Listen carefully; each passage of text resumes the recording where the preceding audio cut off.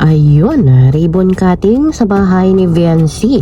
Sa wakas, magaganap na. Yan po ang ating tatalakayin at pag-uusapan ngayong araw. Pero bago po ang lahat, mega love shout out sa lahat ng ating listeners, viewers, and subscribers saan mang sulok ng mundo, Mapaluzon, Visayas at Mindanao. Kamusta po kayo mga kalingap? Mabuhay po kayo hanggat gusto nyo.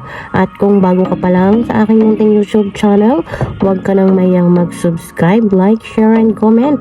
Huwag mo na rin kalimutang i-click ang notification bell nang sa ganon ay updated ka sa aking mga paparating na video. At syempre, patuloy po nating suportahan sila Kalingap Rob at ang ating ama ng Kalingap, ang nag-iisang founder, si Kuya Bal Santos Matubang. Kung maaari po ay no skipads nang sa ganon ay mas marami pa tayong malingap na nangangailangan.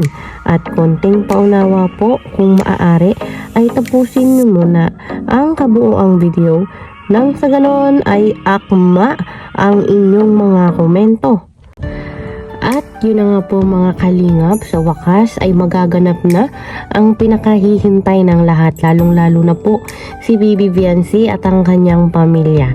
Sa wakas ay matutuloy na yung kanilang paglipat at ang pag-ribbon cutting.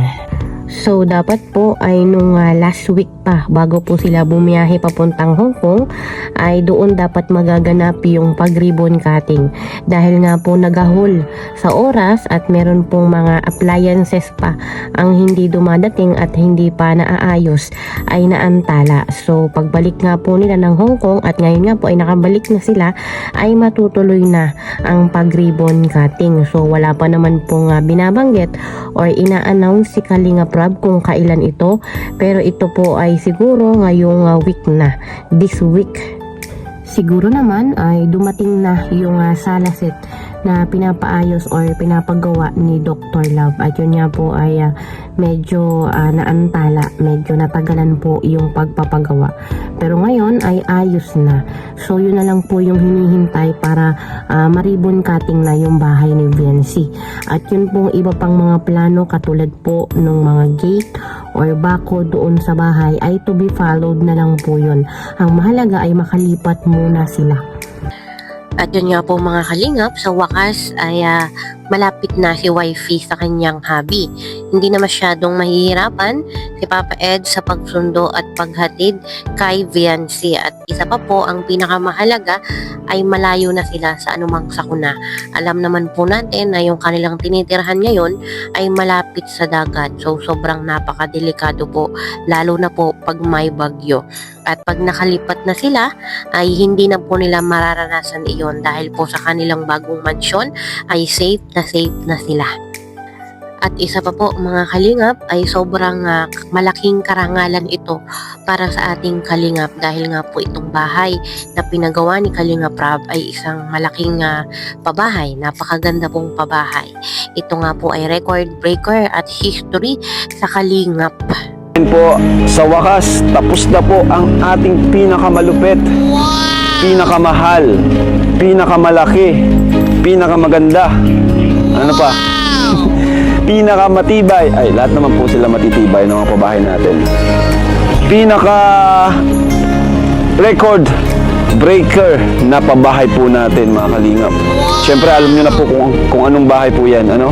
Maulan ngayon, medyo pangit mag-update pero update ko pa rin po kayo kasi tapos na nga po. So walang iba po mga kalingap kundi po, wait lang hintayin mo natin dumaan ng tricycle para ayan, kundi po ang pabahay natin kay Viancy. Grabe yan pambira mga kalingap, grabe naramdaman ko ngayon. Sa totoo lang, nung mga hindi pa ako vlogger, yung tamang empleyado lang ako, ganyang bahay po, pinapangarap ko na po yan dati. Pangarap na bahay ko na po yan dati, no? Pero ngayon di ko lubos akalain po na makakapagawa ko ng ganyang pabahay, yung pangarap ko dati para po sa ibang tao na hindi ko kano-ano. Di ko kapamilya, di ko kadugo. Talagang beneficiary po natin.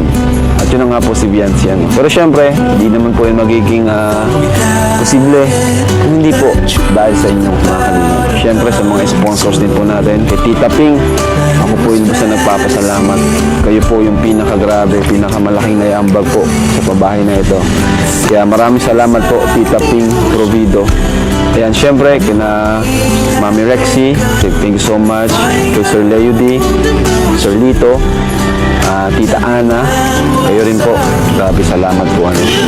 And syempre, di lang po sila, pati ang mga EDSA supporters, sa mga viewers, kayo po yung number one mga viewers. Kasi syempre, halos maliban po kay Tita Ping, ako rin po yung malaking naiambag po dito. Ano?